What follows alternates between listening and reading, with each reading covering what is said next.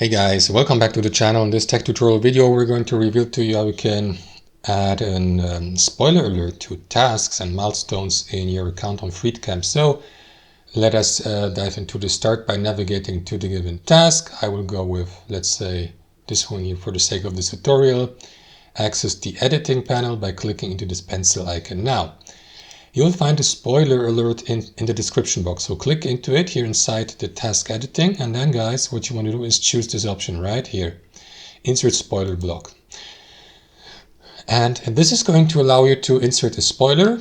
And once the spoiler has been saved, or the spoiler alert to be more precise, your coworkers with access to the task will see only that expand button here.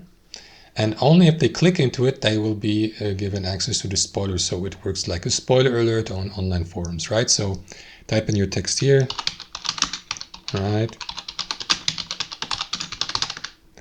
And then click into save.